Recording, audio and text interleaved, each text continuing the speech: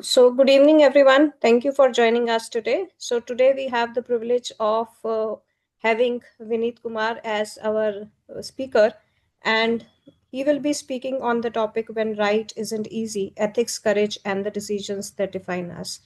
So, I think this topic is not limited to one genre, one industry, or one domain, it is all across. And in a world where quick wins often overshadow quiet integrity, doing what's right takes courage. And today, join us for this particular session where Vineet, a scholar, a warrior, explorer, and a storyteller, and Vineet will take us on a journey through real world decisions where values, ethics, and leadership assets are tested.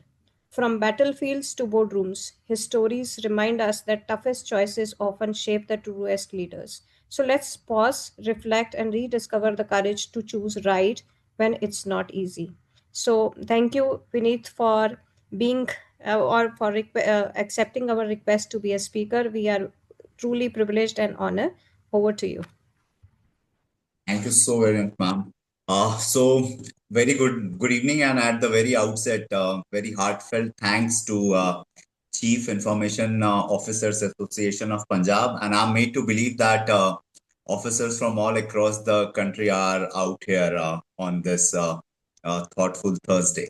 And big hi and hello to some of my friends who have also joined. I'm not sure how many of them, but I think one has confirmed, and couple of them might join later on. So hello to them, because this is for the first time they would be watching me here delivering a talk, because most of the talks before this were closed to the particular group. And I would fail in my duty if I don't thank Varundeep ma'am, who happens to be my batchmate from IIM Ahmedabad, coursemate rather, what we say. So thanks a ton, ma'am. Without you, this would not have been possible. It's a singular privilege, very proud one. And I will cherish this throughout my life. So that's why I said I need some pictures so that they are there with me for eternity. Now, the topic itself, I will just share my screen so that, I'm from two screens, but only one I'm switching on at the moment. So I'll just share the screen, and then a small presentation. I think presentation is not needed, but yeah, if it is there, it is there. So whenever we talk about, courage and ethics and the decisions that define you, the very first story that comes to my mind is of Mr. Shiv Khera, and he has told this story many a times. And there is a similar story which happened years after that with me in Delhi, Connaught Place. So yeah, since it is my talk, inspiration from his story, but I will stick to my story. So it once so happened that I had to go from railway station to some place in Connaught Place, and Connaught Place has outer circle and inner circle. So somehow the auto guy actually took a wrong turn, and he had to take one extra round before dropping me off to a place.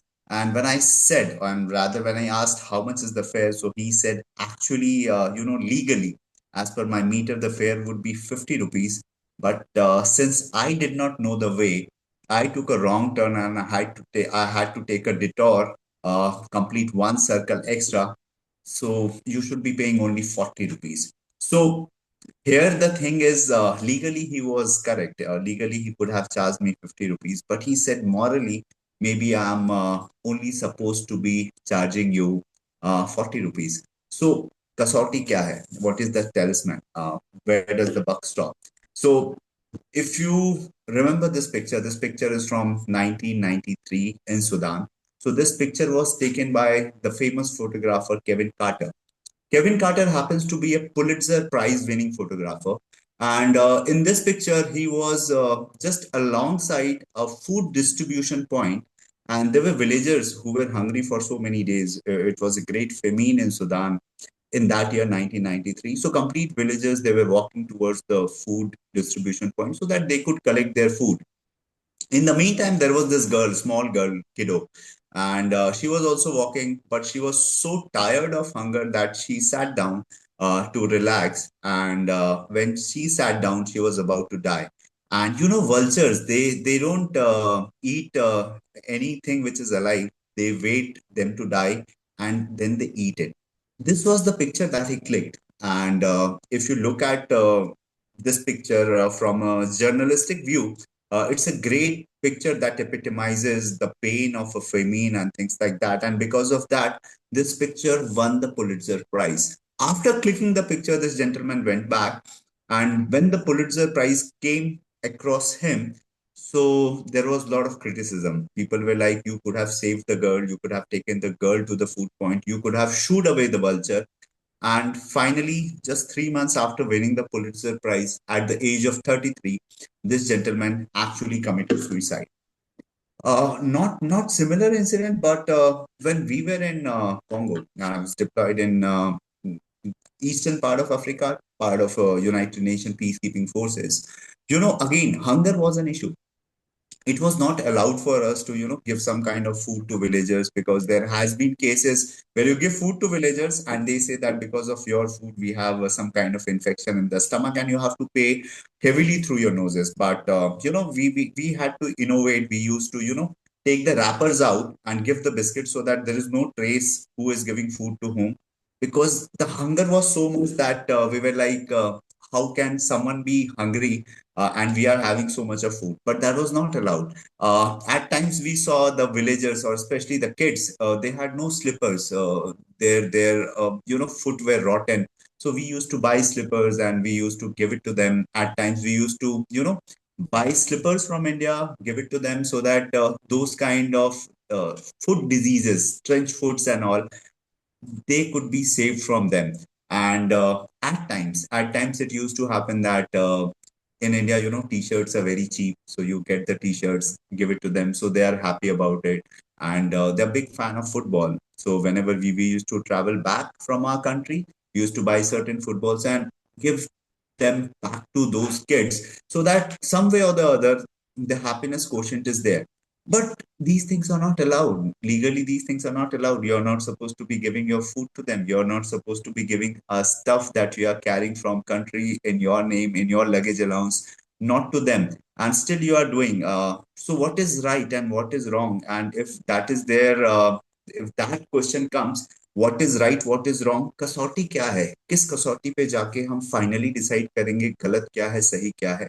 So in armed forces, in organization that I work, we have defined three such talisman, or three such benchmarks which decide what kasauti is. And if on these three benchmarks things are correct, so it is generally taken that you are on the right lines. So the first one is the Naam, or the name, and that is being signified by the name that we wear out here on our uniform. So first thing is the Naam.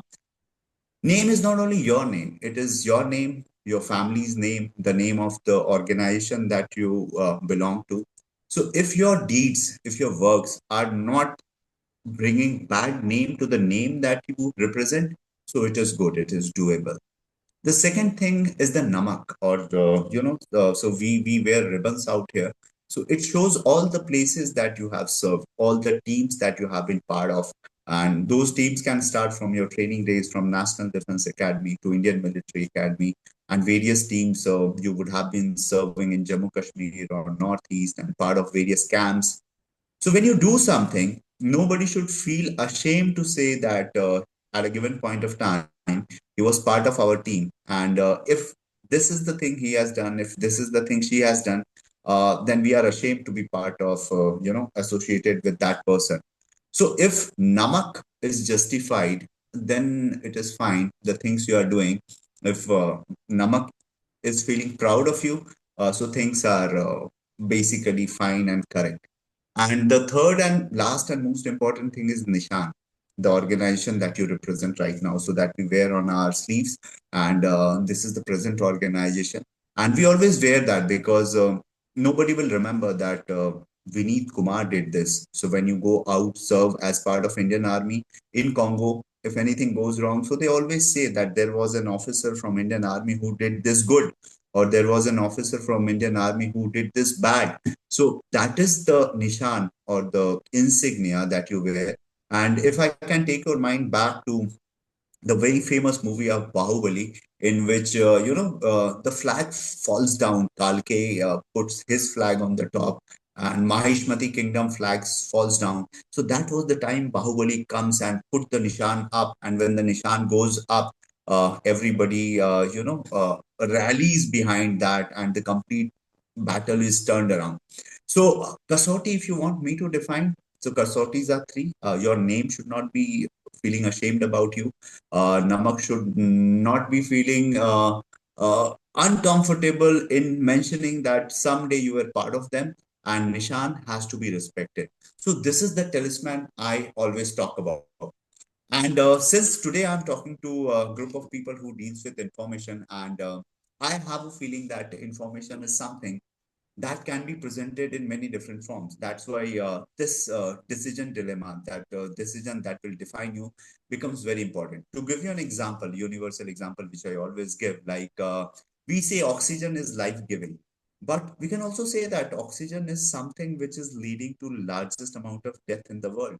Because if you see, uh, plants, they take carbon dioxide and they give out oxygen, and you won't see any plant dying. Uh, Older they grow, stronger they become. And to give you an example, like the Bodhi tree from Bodh Gaya that was planted in Sri Lanka 2,300 years back, that tree is still there. So plants or trees, they only die because of, unnatural causes, like something out of the blue, like landslide will come or some termite infection will happen. They only die then. But oxygen has a characteristic खासूसियत उसमें ये होती है, it oxidizes anything it comes in contact with. It can be iron, it can be metal, and it can be human body.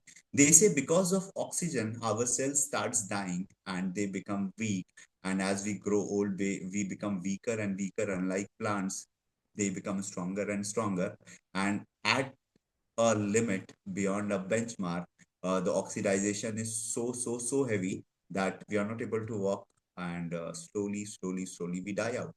And old age is the largest cause of death around the world.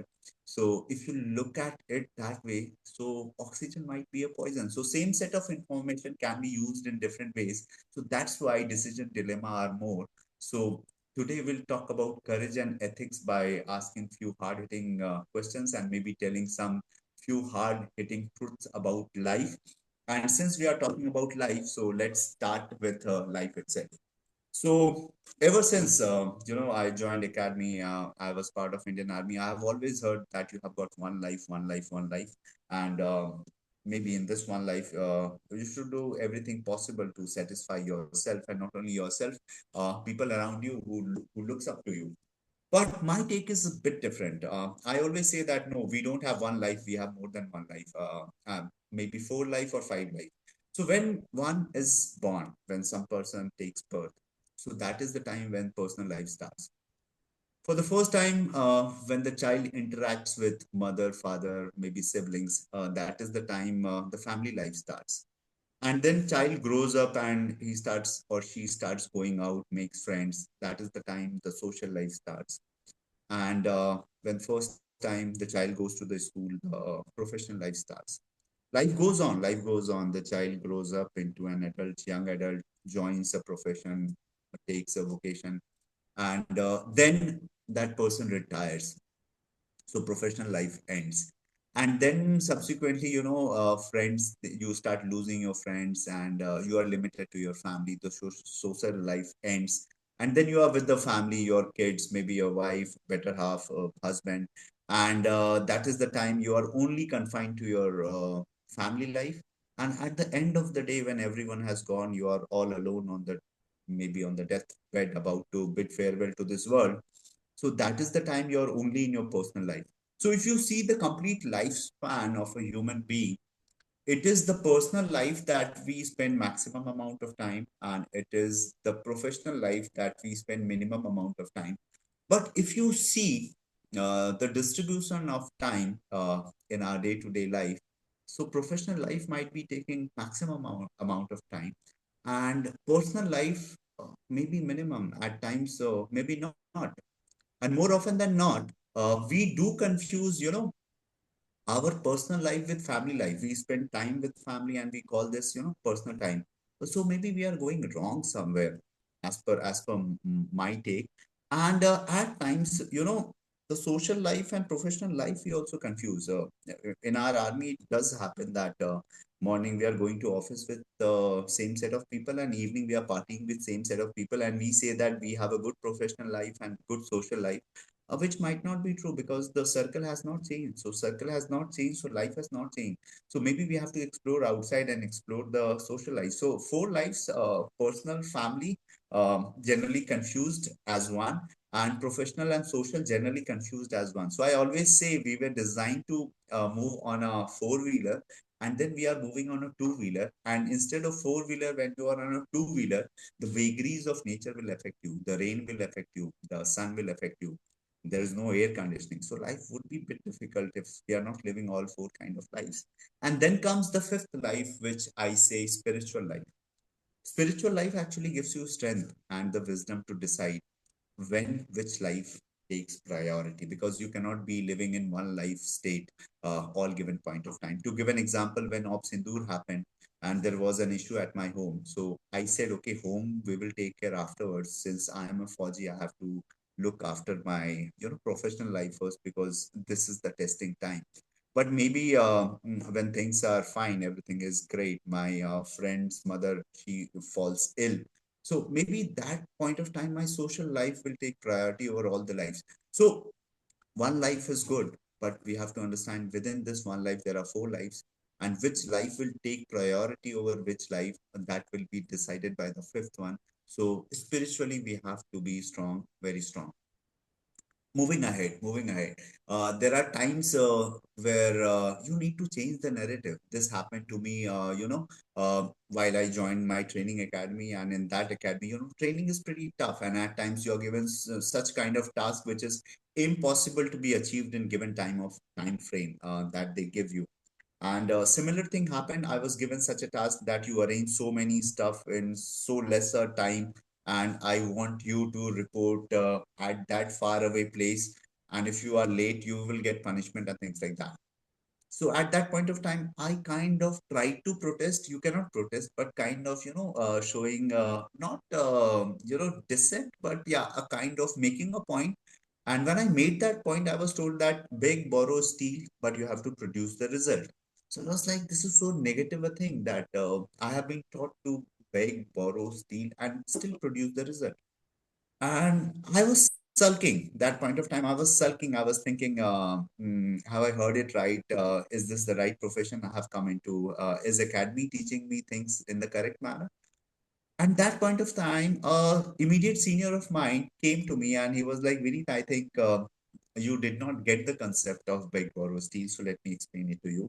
He said, whenever you are faced with this kind of dilemma, which is almost impossible to achieve, because, he said very famous phrase. He said, given enough time and resource, I can send anyone to moon. So yeah, that is true. If you give me enough time and enough resource, even I can send anyone to moon. So, whenever such unrealistic things are given or offered to you, beg for more time. So, he defined beg. He said, beg for more time and borrow resources from people you know around, and steal ideas, because idea which is free floating in this world is nobody's properties. It is property of someone who can express it the best. And using all these three, produce great results. And when you have produced great results, don't forget to express your gratitude. So actually, he changed the complete narrative. So at times, in your life also, there would be things that would be coming, and you would be like, have I been caught up? It is against the things that I have learned. And when those kind of dilemmas are there, try changing the narrative. Maybe you would get your answer the way this gentleman did for me, and I could change the narrative. So now, whenever something impossible happens, I do beg, borrow, steal, but not the beg, borrow, steal, which I thought that would be correct, but the changed narrative of beg, borrow, steal. And then I became officer. And when I became officer, we become officer at very young age. I was 21 and a half, and 22 I was deployed at a very forward post. And there a incident happened. It was a very high post. It was around 19,000 feet, rarefied atmosphere, very less of oxygen. And the beauty of that post was, it was my first post. I was the junior most youngest lieutenant at that point of time. And there a guy fell ill. and he was ill so badly that he had pain in his appendicitis pain he had in his stomach, and doctors were like, if you don't evacuate him, we might lose him. It was snowing. The complete route was blocked, and the peak was so steep that helicopter evacuation was not possible. And that was the point of time we decided that okay, fine, we will take some amount of risk and evacuate this guy uh, along the slope of the rising mountain. It was called something, I can't name that feature as of now. So we decided that we will evacuate that person. And in the process of evacuation, when we were evacuating that person, somehow the complete party came under avalanche. The snow was so much that complete party was under avalanche. And myself was also leading, came under the snow, under the avalanche. We were there for 4 or 5 minutes. But luckily, some of us were over the snow, so they could come and take us out. And then we said, no, on foot evacuation is not possible. So we have to go back to the base because, 2, 3 of us were there in avalanche out of 8, 10 of us who were trying to evacuate. So we went back to the base and relayed the message that this evacuation cannot go ahead because it is too risky. And if we go, we can have casualties. 4, 5 of us can die. And we are getting reports from the headquarters that if you don't evacuate this guy, he will die. For sure, he will die there. And I was like, if we try to evacuate them, 4, 5 us might die. So now there was a dilemma between he will die, one person, and 4, 5 us might die. And just imagine at that point of time, 22 years of age, I was by rank the senior most, but by age the junior most at that post. And complete night I have to decide that in front of a person who knows that he's gonna die. So those kind of decision dilemmas would be there in life, and I was lucky enough that I got those kind of decision dilemmas pretty early in my life. And we decided that no, we are not evacuating this guy on foot. We can try something else. So I suggested my base that we can make helipad overnight. They said it is impossible. We did the impossible throughout the night. We actually made the helipad. The next day, helicopter came and he said it is impossible to land here. But somehow they could not land, but they could hover. We could evacuate that guy in that helicopter, and finally his life was saved, and no other life were put at risk. So there would always be a way out. And when actually in those kind of situation you find the way out, they say a leader is born. So that day it was declared that leader is born, a leader was born. So coming to leader and leadership, uh, we always define hallmark of it. Because becoming a leader is nice, but what we aim for, what we strive for is finding the hallmark of leadership. So if you ask me what is hallmark of leadership, what we define in our organization, so we define it in 3 ways. The first and foremost hallmark we define that a leader should be able to see the future. If I can take your mind back to, my village or your villages, where our grandfathers used to do like this in air, and they used to say that "Aaj nami bahut hai, barish hogi," and we were all absolutely clueless. We were like, "Sun is there, we don't see any clouds. How can you say that it will rain today?" and things like that. But it used to rain, and it used to happen because they were so close to the nature, they were so close to the things that were happening, that intuition became their habit, and intuitively they could see future. So more and more knowledgeable we are towards our profession, more and more we are into the things, we can get the gut feeling, we can get the things that are gonna happen in the future. And I call this getting signal in the noise. So there would be noise all around, but still you would be able to catch the signal if you are into the thing. So that is the first thing, or the first hallmark of leadership. To give an example, like when Nagorno Karabakh crisis happened, I was one of the first officers who volunteered to do the drone course, because that crisis, Armenia, Azerbaijan, that crisis redefined warfare, and in that crisis the complete warfare turned because of drone battle. And that was the time we decided that fine, this is the future and we have to be trained in this kind of warfare. And today, if you see, after Op Sindoor and everything is focused on drone warfare.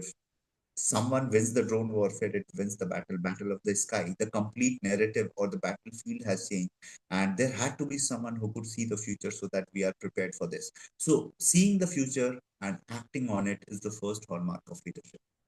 The second hallmark is to produce better leaders than what you are today. It's a difficult thing. It's a difficult thing. Only person whom I had seen could do this seamlessly is the father of the child.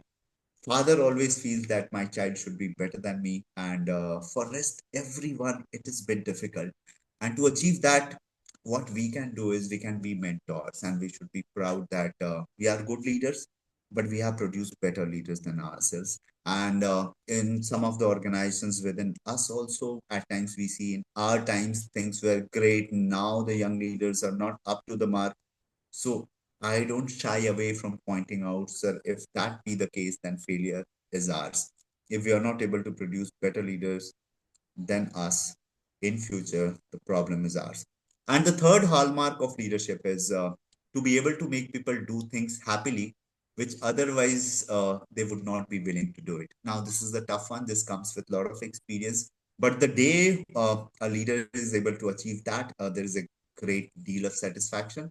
And that is that they truly leader is born because he's able to make his subordinates do stuff willingly, which they are otherwise not willing to do. And we have various ways to get it done, like we can't give anything extra to our boys. No extra leave, no extra pay, nothing. Still on our orders, they are ready to die. They are ready to give their life. So complete process is evolution, how to get culturally connected, how to get emotionally connected. So everything plays a very vital role. Intelligence, as far as intelligence quotient is concerned, cultural quotient, emotional quotient, and various other things being together, understanding, doing small things, small tilts in life, so that for the bigger cause, he is associated with you. And on your one thing, one go, that person is ready to give a life. Nobody wants to die. Nobody wants to die. Still on your order, that person is ready to give your life. So that is the level we want leaders in armed forces to achieve. And if we can achieve, all of us can achieve, because we all are from the same lot. In army, we also come from the same lot. So we are part of the same tribe. If we can do this, I think any one of us can do this. But talking about corporate leadership, I have been studying that. I have been studying that. And in this, I find a decision dilemma. And we can call it leadership dilemma. And this dilemma is because of a slight fear of failure. And this leads to dilemma between a good decision now versus a great decision a little while later. And this is causing a kind of delay in lot many things, and at times it is leading to turmoil. So what should we do? What should we do? If we don't fear failure, so we might get failure. So what to do? Many people ask me this question. And this question was asked by many people to Amy Edmondson.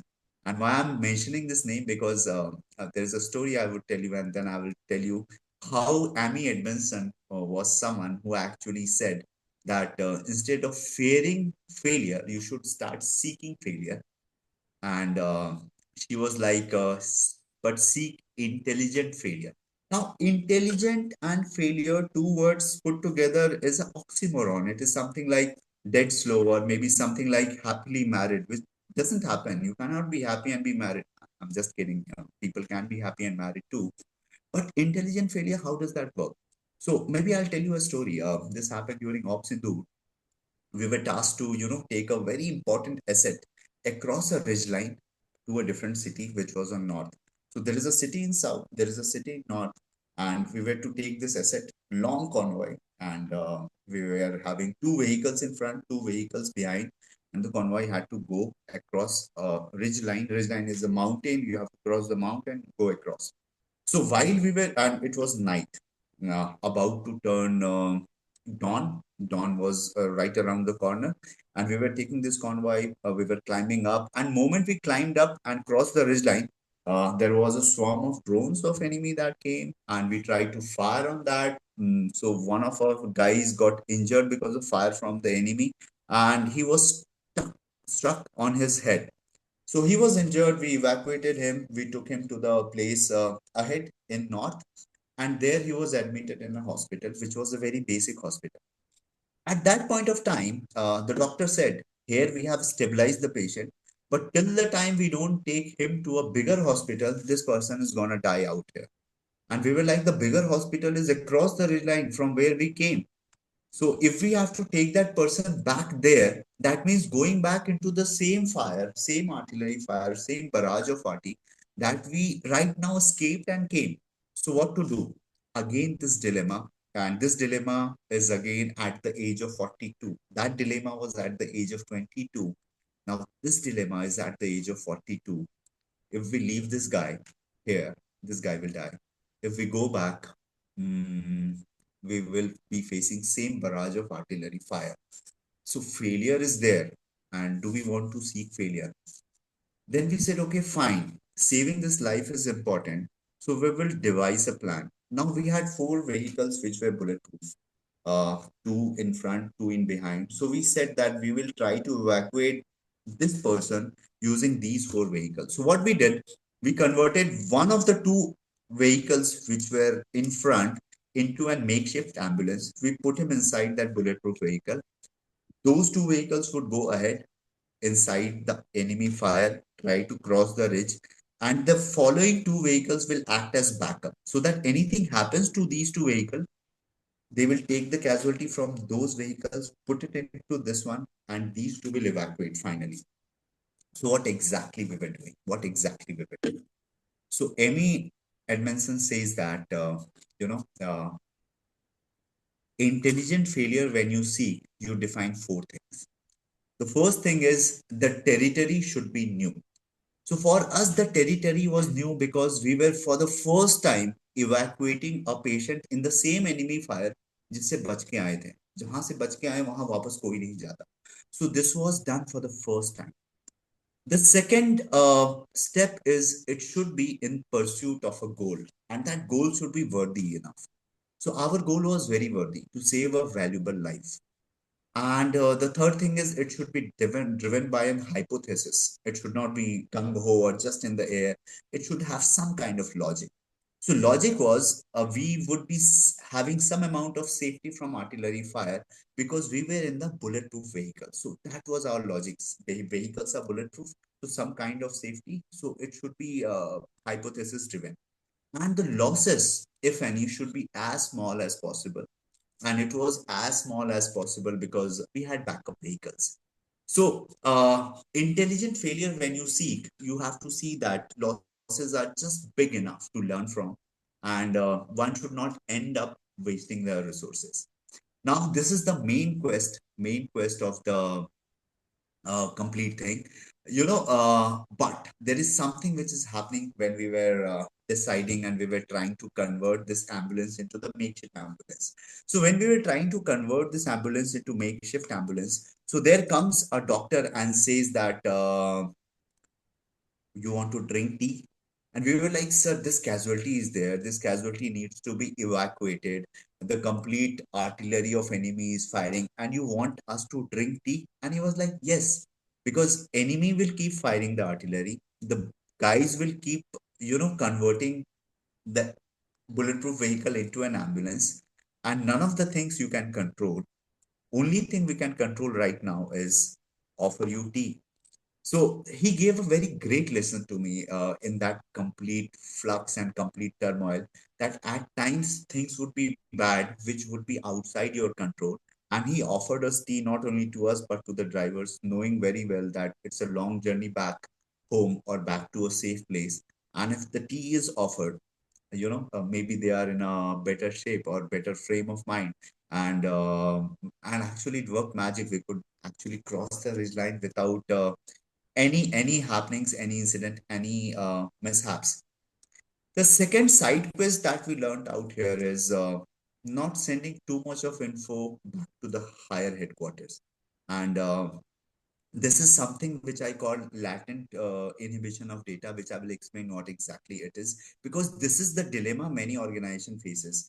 Now imagine someone seated very far away from that place, not knowing the ground reality, not knowing how serious that patient is, that person would have said, "Are you mad? How can you take so many people inside the same enemy fire jahan se bach ke aaye ho?" So maybe the decision would not have been given. So I will first define what latent inhibition of data is, and why it is, and how it is used on us human body, and how it can be used in corporate world. I'll give you an example. So suppose you're gonna play football match, and in your room you're getting ready, and you are wearing your t-shirt, the new t-shirt for the match that the team has given you. You're wearing that t-shirt, and while you're wearing that t-shirt, you can feel the t-shirt, you can have the feel of everything, and it is fine. You're feeling great about it. And while you are playing the match, the feel of t-shirt has gone. It is all sweaty, it is all messy, but you are not at all aware that there is a t-shirt or a piece of cloth on you, because your complete mind is focused on the game. And during that game, you twist your ankle. You twist your ankle, but there is no pain. And we say कि body garam hai, इसलिए कोई दर्द नहीं हो रहा है. And you keep on playing and playing and playing with a twisted ankle. You score goal, you win the match, you come back. When you come back to the dressing room, the pain is little, but you have to take the trophy. You can manage. You're not limping. You are walking straight. You can walk. You are walking smart. You take that man of the match trophy, go back home. That is the time when you feel the pain is slightly more, and then you sleep, putting a bandage or maybe ice pack treatment. And next morning when you get up, you cannot walk. You just cannot walk. So what has happened? What has happened? They say the pain or the damage is maximum when you are hit. So when you are hit and you are in the match, the body knows, if it sends all the signal to the brain that that person is hit, so brain will say stop the game, take care of your leg and things like that. So body, the nervous system, the spinal cord actually does something very beautiful. It filters the data. It sends that, okay, it is hurt, but it is not paining much, so that the individual can continue playing the game. And after the match, a little more signal is sent so that you can put the warm pack.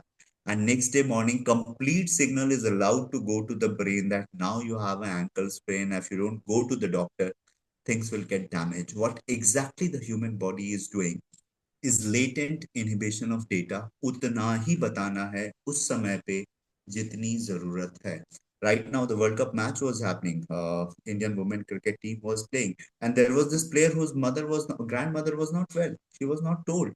She was told only after she won the match, because latent inhibition of data is something that makes human body a success, and that will make an organization a success. And when someone does that, latently inhibits the data. And when someone does that, when someone is seeking intelligent failure, what we have to do is we have to hold hands. We have to hold hands, because that person is trying something new.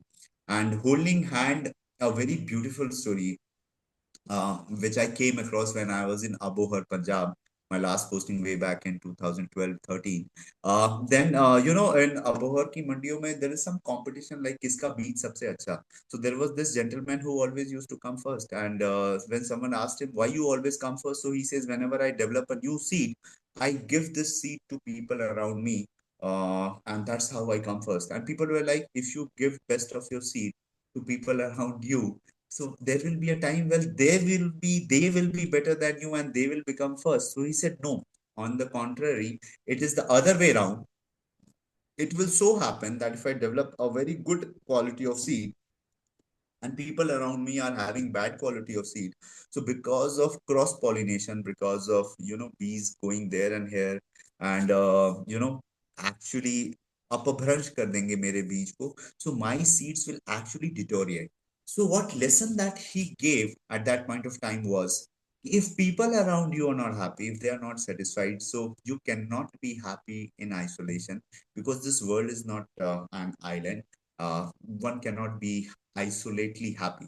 And this concept I also came across when I was posted in this place called Africa. One day we offered a bunch of banana to group of boys, and I don't know why I said, ki, okay, let's run for 50 meters, and the boy who will come first will get all the bananas, and you get to decide what to do with it. And to my surprise, what they did, they held hands, एक दूसरे का हाथ पकड़ के कांटे formation में, one extended line, and they started running and started shouting ubuntu ubuntu ubuntu ubuntu, and they reached there at the end point. And I asked that local guy who was my language assistant, that what is this? What happened right now? I could not make anything out of it. So he said, Ubuntu is a concept in Africa which says that how can I be happy if he's not happy and he's not happy? So, which means that if my neighbors are not happy, how can I be happy? So, if we have to have the banana, we will have banana all together, and all of them came first. So, we gave banana to all of them, and they shared the banana and they had that. The same thing can be seen in the redwood tree forest. They say in America, a banyan tree at times can fall in storm, but a redwood tree never falls. However, the roots of redwood trees are not deep; they are very shallow. 1 metre भी नहीं जाते नीचे. But the beauty of redwood tree is one tree will intertwine its roots with another tree, and the second one will do that with the third one will fourth one, and each tree is actually connected to all of them.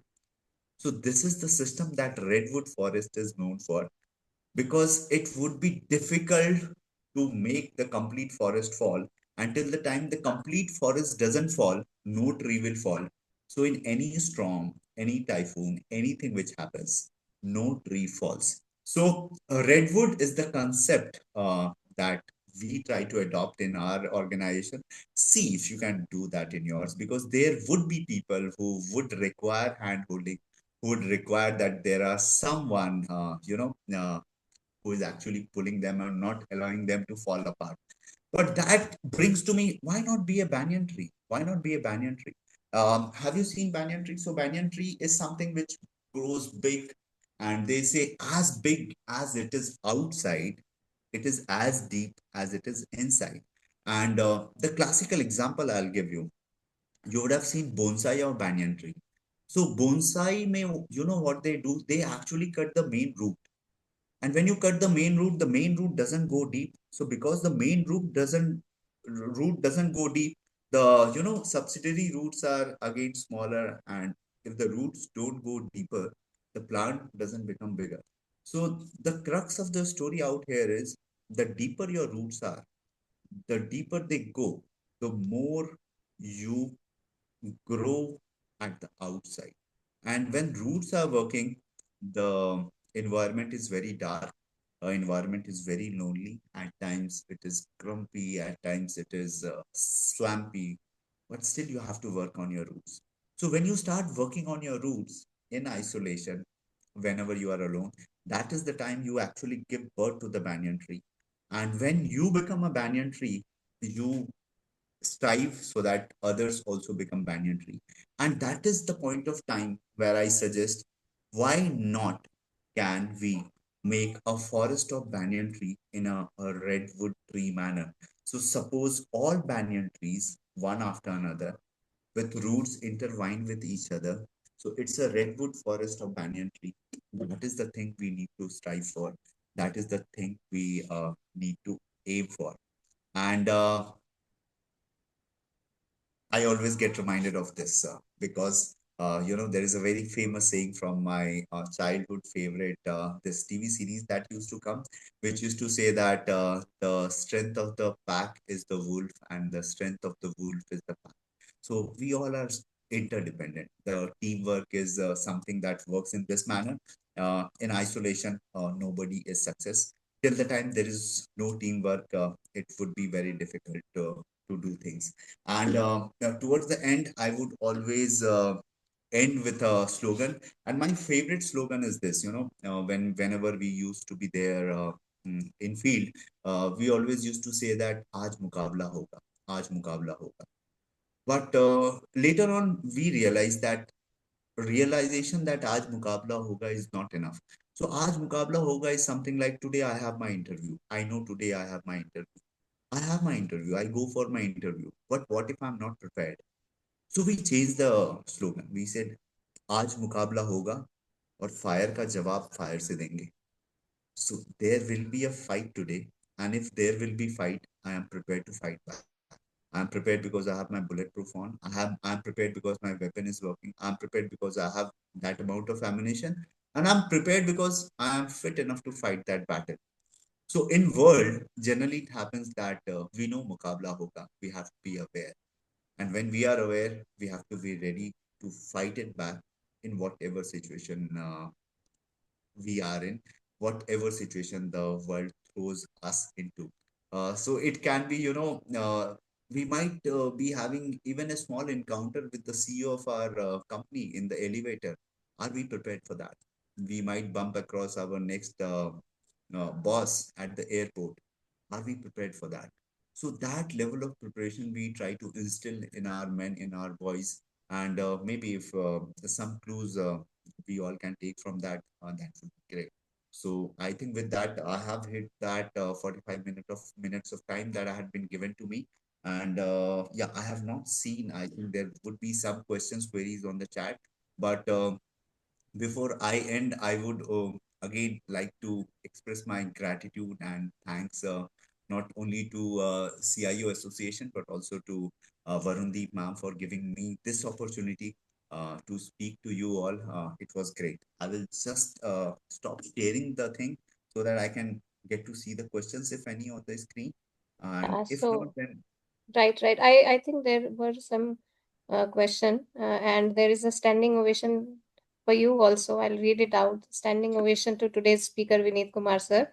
We are truly proud to be Indians and even prouder that Indian Army has such dynamic and confident officers uh, like him. His vision and words inspire us all. Listening to his powerful speech had a direct impact on both mind and heart. Truly impressive and deeply motivational.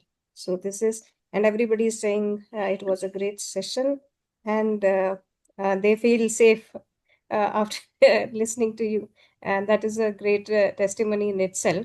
And I think a few of them had raised a hand. Jagdish, I think you raised hand. Do you have any question which you want to ask? I can unmute you.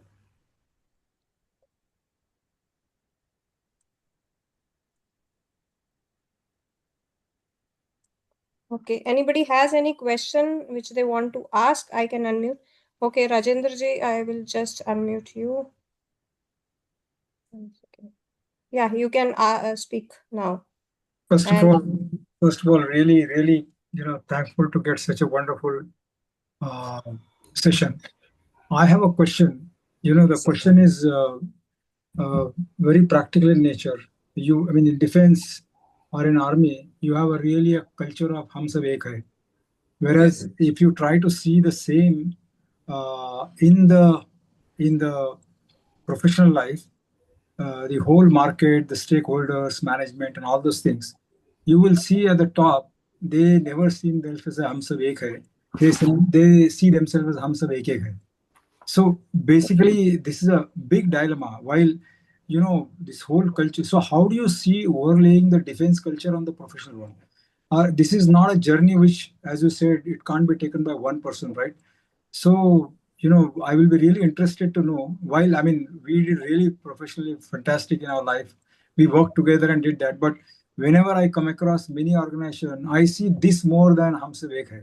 So we see more of barriers. We see a huge competition, try to pull each others.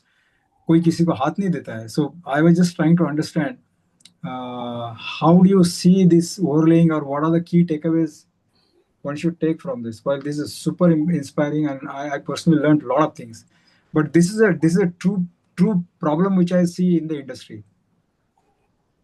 Sir, if I can take your mind to the place where my mother was born, she was born in Jamshedpur, and the Tata Nagar, as we all know, and as we know, Tata culture. They say it's a corporate, but more than corporate, it's an industry and run by an industrialist, And there I saw how they used to take care of people, and they used to say that if you get a government job or a job in army, and if you get a job in Tata, join Tata. Don't join the army, join Tata. And what they did was they did small things. They started taking care of the families. They started taking care of the kids. There were parks and all especially designed for them.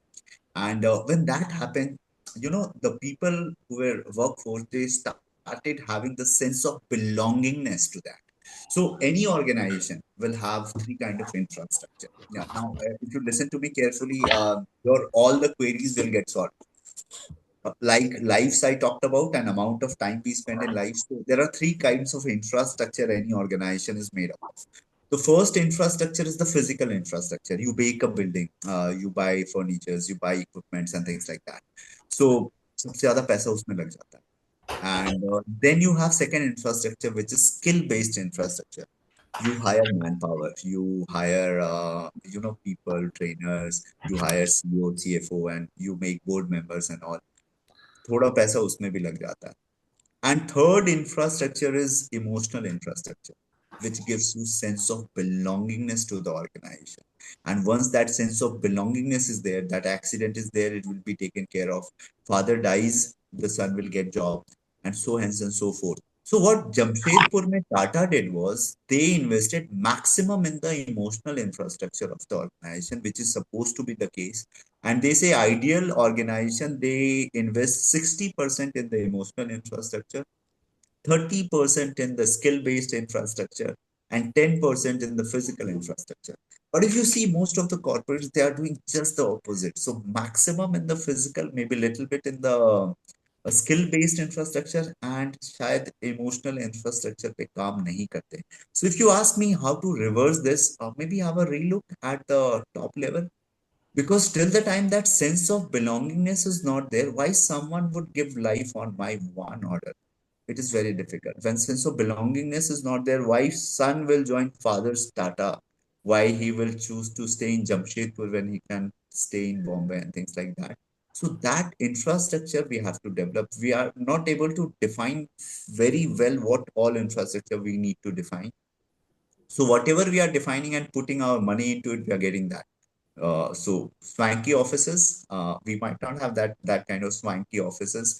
Great talent you guys are hiring. We get average of 120 IQ, not more than that. All your workforce is having IQ of more than 120 definitely. And but what we make difference, or what Tata makes difference, is on the infrastructure, which is most important. Sense of belongingness, emotional infrastructure. So maybe that is the thing. If we develop, we can achieve that. So hope I've answered you. Absolutely, absolutely. So any other question, Rajendra ji, you have? No. I'm really super impressed. First of all, the way you explained that clarified the whole approach. Exactly. I know. I mean, we need more Tatas in India, but that's a No, fact. you can be a Tata, sir. Why need Tatas in India? You can be one of them, sir. No, You I'm just saying, start investing in the team that you have, sir. Emotional infrastructure. The yeah, sense of absolutely. belonging for that team, that 10% or 20% or 50% that you have under you. You start developing that, and it's very easy nowadays how to build an emotional infrastructure. Go anywhere, you will get ways and means to do that. You Yeah, start doing with your team, building block, and that makes the bigger block, and that's how it can be achieved, sir. You no, can be the absolutely, one that absolutely. When I it's mentioned about this, I spoke in general. The best part is, about myself. I mean, I definitely spend great amount of time with the great leaders, and we continue to be there with them for almost like yes, 30 plus years. So, but your the speech is so inspirational, and especially the way you explained the infrastructure distribution. At least I haven't come across. So this is a yes, beautiful thing. This is a beautiful beautiful. concept. Yes, definitely. Right. Thank you. Thank you, Rajendra Hello. ji, for asking Uh, a question. I think Hello, Gurdeep ji, you Puranji. can go next. Yeah. So thank you, Varun, for giving me the chance to interview with our officer, Vivekji, right? So Vivekji, thank you very much. It's a very insightful Vineet. session. So I would like to say I have the opportunity to spend 3 years with the Indian Army. So I was the Great. project head there in Director General Medical Services, right? In Yes, 2012, 13, and 15. So I spent 3 years in North Block and in that AHCC, I Army commend you, Headquarters sir. Computer Center, right?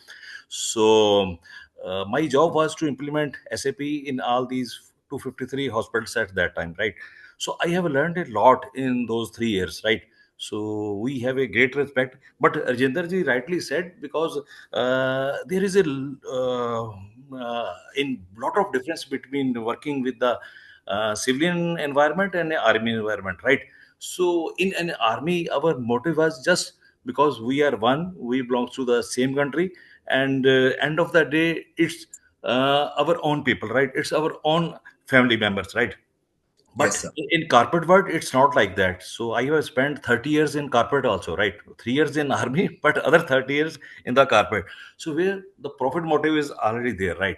So it's irony in sometimes we need to work under incompetent officers in civilian environment. That is the not case with the Indian army, right? So a lot of difference is there. But you rightly said we should be one. We should come forward to do all this stuff, right? As you rightly Yes, said yes, in reply to the Rajendra Prasad, why only Tata? We need to develop our own systems also, right?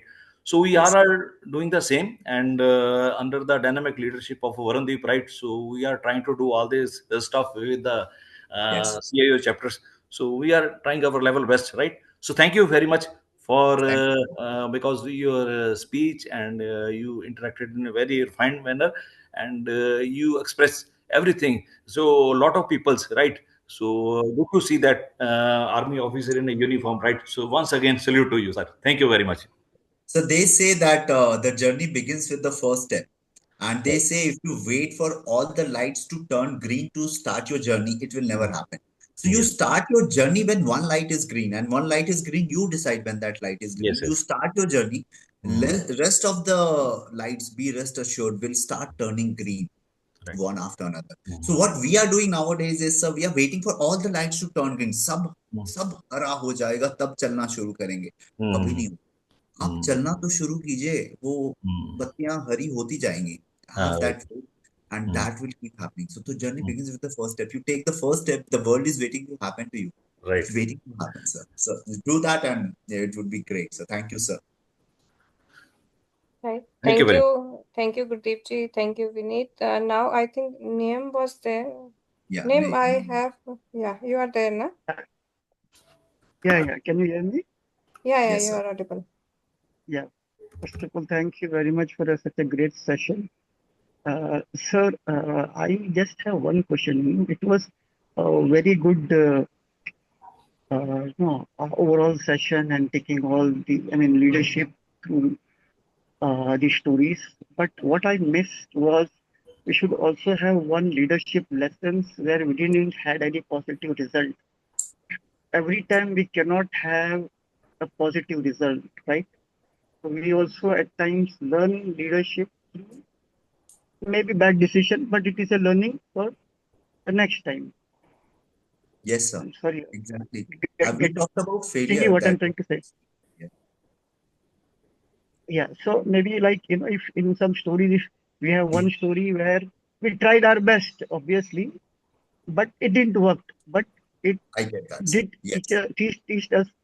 The one point is was that. Secondly is like basically I'm from corporate, worked in IT for 20 years, had very bad experience in management. All the people, like I'm not comparing with you, like just give an example. They talk in the same way in the leadership, they'll talk such big things and all. But when it really comes on the ground, and when I have the experience, I mean, it's completely different because it's corporate world. Then they throw, so, it's really, so like, it's like I've been learning more of leadership than leadership in my entire career. So maybe I don't know, sometime, some point of later, when I have some good data, I'll try to take one session on that. I think I don't know if it makes sense. So these sir. were the better 2 points. Sir, it definitely makes sense, sir. I have taken your point that some stories of failure should also be there, sir. Definitely, because they are the stepping stone to success. Like, yeah, sir, we did fail, sir. Coming in Avalanche was a failure, sir. Getting a chap injured so badly that you have to take him back into the same artifact, that was a failure, sir. But how do you turn the tables? Yeah, at times you do turn the tables. Yeah, Failures you look down upon. My first thing was there that I got a chap injured so badly that he's gonna die. It was my decision to fire at the drone, so we could have just kept our canopies closed and not fired at all. So that's a failure, sir. If that person would have died okay, an inch below the shrapnel was here, it was spot death, sir. right, So I think it was a failure, sir. It was my command failure. It was wrong decision taken to fire at the drones, knowing very well that you cannot damage the drones, but drones can damage you. So it was a failure. But Right. again, changing the narrative and taking the battle onto the enemy, that is what we know. It's like a kabaddi match. The raider will come and scare you, Right. Correct. back beyond the bonus line. Also, take the bonus, try to go back. What do you do then? Do you stop him? Maybe yes. Do you try to stop him? Maybe yes. In our professions, we even take 1% of chances. I know corporates have different ways of working. Maybe 60% they will take. Beyond that, they would not. But at times in our profession, to save life and limb, we take even 1% chance. And that is how we try to turn the tables, sir. So at times, yes, we have failed. Many a times we have lost. Many a times we have looked down upon, and many a times morale has been in our boots. At times, in thick shit, we are still digging deep. But what do you do? Do you stay there or do you come back? And that's resilience is all about. And you Yeah. talk a lot Correct. about resilience, and maybe that is what life is all about. We all do that. We have to be resilient. And maybe someday we can talk about resilience in some of the thoughtful Thursdays or some other platform or so hence and so forth. But suffice to say that without failure, success could not be there. And since time was less, but maybe next time, if I get an opportunity, I'll tell you about a failure and then a success, not both the success stories, maybe. So, point taken, sir. Definitely. Thank you. Thank you very much for. Thank you, sir. Right. Nemji, so any other question, any other thought that you want to share? No, that's it. I mean, just thought of sharing my point. I No, think you no, answered very well. yeah, very Thank you well for put. giving me the opportunity, Varun. Right. Our pleasure.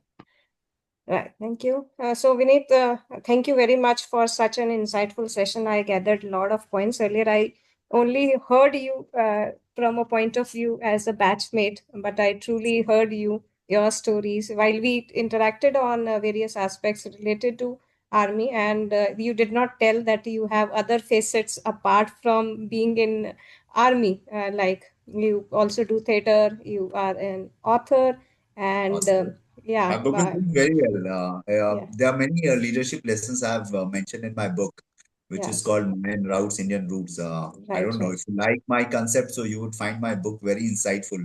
Yeah, so Maybe, maybe we will definitely invite you for another session because yeah, I think there are a lot of things, but I really liked the way you knitted together different concepts, like and especially the Ubuntu and latent inhibition of data, redwood forest, and the banyan tree. Like that is what while we all see redwood forests and seen banyan trees and other bonsais, but we never correlated them in such a beautiful way. And I think a lot of leadership lessons actually come from the experience and different decision dilemmas that you faced, and that gave you a lot of insight in terms of how to seek intelligent failure. So yes, there are a lot of takeaways. If I want to summarize it in one or two sentences, probably I will not be able to, but I am really impressed, honored, and privileged to have you with us, and we will definitely like to host you sometime very soon. And I think the audience is also waiting for that particular thing. So thank you very much. thank you so much. Right, It was a proud privilege. Thank you. Jai Hind. right. Thank you.